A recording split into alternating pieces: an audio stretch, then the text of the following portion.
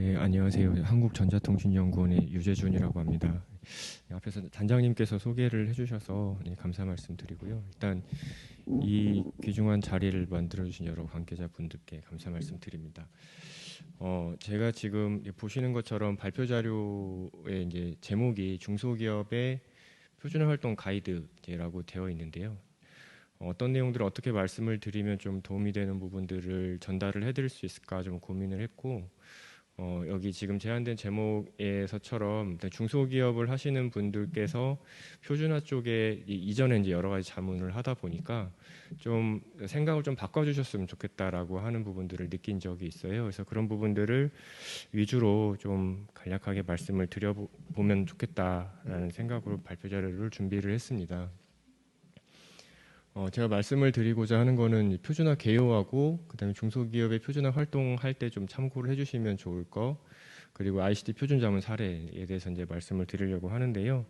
아마도 지금 여기에 계신 분들은 이제 표준에 대해서 굉장히 많은 부분들을 아시고 이해하시고 계실 거라고 생각을 합니다. 근데 이제 발표의 내용이나 제목에서 이제 보시는 것처럼 주 대상을 이제 중소기업에 계신 분들로 이제 하다 보면 사실은 초반부터 처음부터 약간 다시 말씀을 드려야 되는 부분들이 있을 것 같아서 지금 이 내용들을 들으시는 분들이 중소기업의 분들이시고 표준 쪽에 그렇게 많은 경험이 없으시다라고 하는 가정하에 일단 말씀을 드려보고자 합니다. 참고를 해주시면 좋을 것 같고요.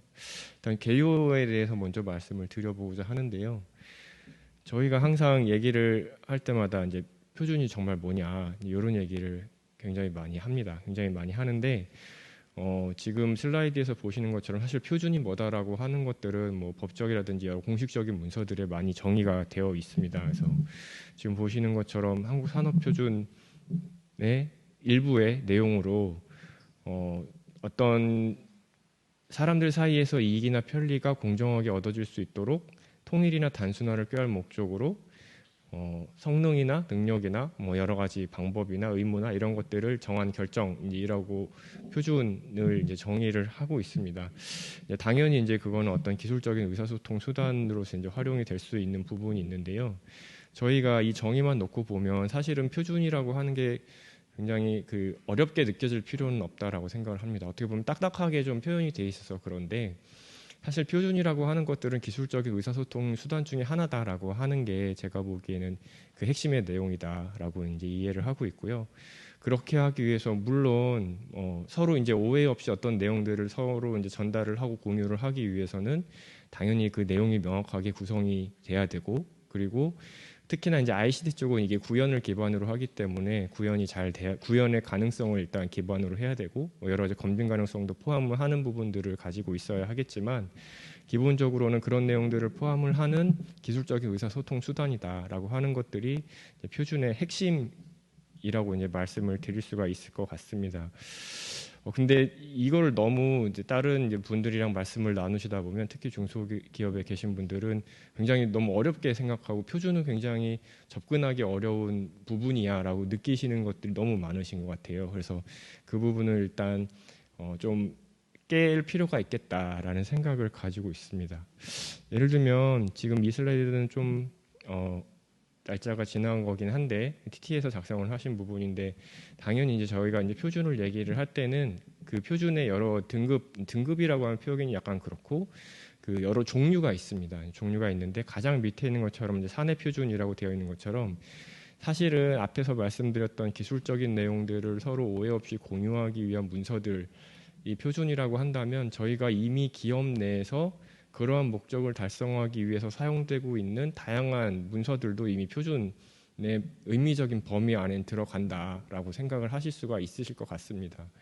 다만 이제 그거를 어느 정도 많은 사람들이 서로 논의를 했고 합의를 했고 서로 공유를 하고 있느냐의 차이는 있겠지만 그런 것들이 기술적인 의사소통을 원활하게 하기 위한 목적을 충분히 달성하고자 하는 것으로 작성이 됐고 그런 용어로 서로 공유가 되고 있다라고 하면 그거를 그 회사의 표준이라고 불러도 충분히 무방하다는 거죠. 문제가 없다라는 거죠. 다만 이제 여기에서 보시는 것처럼 그냥 사내 표준이 아니라 하나의 기업 안에서 통용되는 표준이 아니라 그게 다른 기관과의 관계 또 그리고 다른 단체와의 관계들에서 다 서로 인정을 해주고 공유가 되는 기술적인 내용들이 되려고 하면 그 표준을 이제 사내 표준이 아니라 단체 표준으로 만들어야 되고 그 내용을 이제 국가 표준으로 만들어야 되고 이제 그런 차이가 있는 것이겠죠. 그래서 지금 중소기업에서 여러 가지 기술적인 내용들을 표준화를 시킨다라고 할 때 지금 사내에서 시작하는 부분들은 이미 어떻게 보면 사내 표준을 만드신 거라고 생각을 하고요. 다만 이제 그걸 그 다음에 다른 유사 도메인의 기업들이나 기관들과 내용을 공유하면서 내용을 서로 합의를 해서 맞춰 나가는 것들이 그 다음 단계로 나가는 과정이다라고 생각을 해주시면 좋을 것 같습니다. 그래서 요지는 표준을 너무 어렵게 볼 필요는 없다라고 말씀을 다시 한번 드리고 싶은 거고요. 이미 한 기업에서 어떤 기술적인 내용들을 명확하게 작성을 했다라고 하면 그건 이미 표준 초안이 완성이 된 걸 수도 있다라는 부분들을 전달을 해드리고 싶습니다. 이전에 여러 이제 중소기업 분들하고 이제 논의를 하다 보니까 지금 여기에 물론 이게 다는 아니겠지만 여기에 있는 몇 가지의 내용들을 좀 염두를 해주시면 중소기업에서 표준화를 하는데 그리고 그것들을 더 의미 있게 만드는데 많이 도움이 될 것 같다라고 생각을 하고 있어요. 그래서 첫 번째는 말씀드렸던 것처럼 표준이 뭔지 그리고 표준의 개념이 뭔지를 일단 기반을 가지시는 게 중요하다고 생각을 하고 있고요. 여기서 핵심은 그렇게 어려운 거 아니다라고 하는 부분들을 일단 기반으로 가질 수 있어야 될 것 같습니다. 그렇게 하고 난 다음에 그 표준을 아까 잠깐 이전 슬라이드에서 보여드렸던 것처럼 한 기관의 표준이 아니라 여러 기관의 표준 그리고 뭐 국가의 표준 이런 식으로 나가게 하기 위해서 이게 과연 다른 기관과 논의하면서 어떻게 활용될 건지 어떤 영향들을 미칠 건지 그런 부분들을 이제 생각을 해봐야 될 필요성이 있다라고 생각을 하고요. 당연히 그거에 대한 방향이 있어야 이걸 어떻게 하고 싶다라고 하는 그 목적 같은 것들이 있어야 그 향후 이제 중소기업에서 가지는 내용들을 정상적으로 잘 원하는 방향으로 표준화를 추진을 해나갈 수 있을 거라고 생각을 합니다. 거기에 사실은 핵심적인 부분이 사실 앞에서 말씀드렸던 그런 표준이 영향을 미치는 그 대상 범위를 확대해 나가는 과정은 그 기술적인 내용 혹은 관련된 부분들을 서로 동의를 하고 인정을 해주는 사람들의 그룹을 더 넓혀 나간다는 의미거든요. 그렇기 때문에 기존에 표준화를 하셨던 분들 아니면 TTA처럼 표준화를 지원을 해주시는 기관들이나 어떤 그 조직들의 힘이 당연히 필요합니다. 당연히 필요하기 때문에 주변의 도움을 얻을 수밖에 없다. 중소기업에서 뭔가를 만드셔가지고 그런 표준의 확산 과정을 그러니까 그 기술적인 내용들에 대한 동의를 얻는 과정을 다 하기엔 너무 힘들다라고 생각을 하고 있습니다. 그래서 지금 TTA에서는 아까 단장님께서 보여주셨던 발표 자료에 이제 어느 사례도 있고 그리고 어느 정도의 사람들이 현재 이 기관에 모여서 같이 논의를 하고 있다라고 말씀도 주셨기 때문에 그러한 풀을 충분히 활용할 필요가 있다라고 생각을 합니다. 그러면은 그 중소기업에서 각각의 그 내용들을 가지고 그 사람들을 다 만나면서 찾아다니면서 만나고 설득할 필요가 없고 이 자리에 모여서 같이 저희가 이제 논의를 해나가서 거기에서 이제 결론을 내면 되니까 굉장히 필요하고 요구가 되는 부분이고 그건 이미 어느 정도 인프라는 갖춰져 있지 않나라고 생각을 하고 있습니다.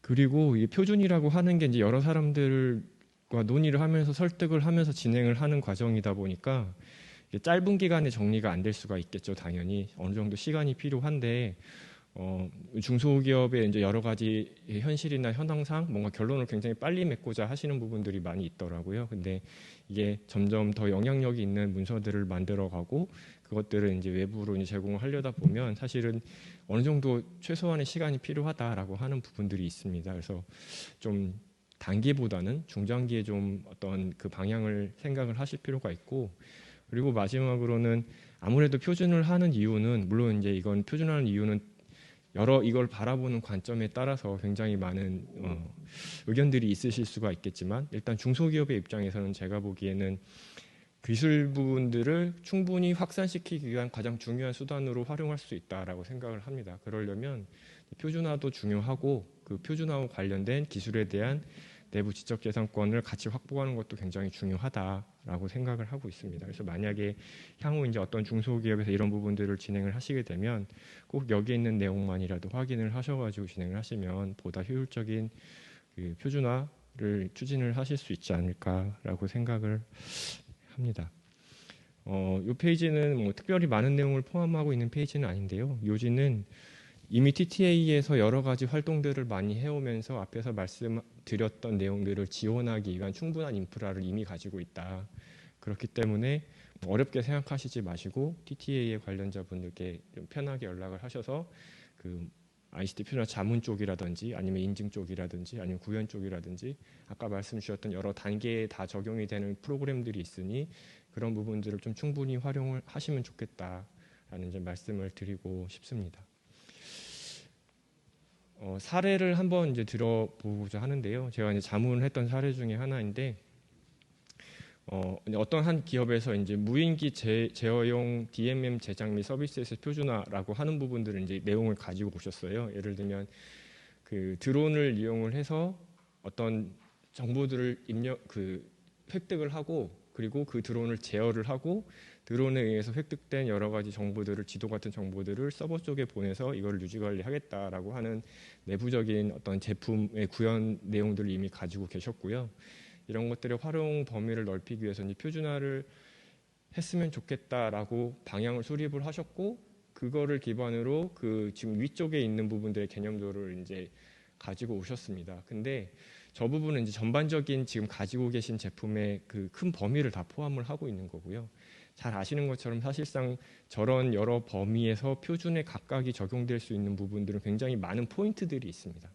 저거를 한꺼번에 하나의 표준으로 추진을 할 수 있는 거라기보다는 저기에서 예를 들면 무선 드론을 제어하는 부분이라든지 아니면은 드론에서 획득한 정보들을 어떤 형식으로 어떤 인코딩 포맷으로 그리고 서버한테 어떻게 전달을 해서 서버 쪽에서 어떻게 관리를 하는지 이 각각 여러 개의 포인트들에 대해서 각각 별도의 이제 표준들이 존재를 할 수 있고 걔네들을 어느 부분은 현재 있는 표준을 참고를 하고 어느 부분들은 현재 비어 있기 때문에 표준화를 새롭게 추진을 할 수 있겠다라고 하는 부분들이 있을 거고요.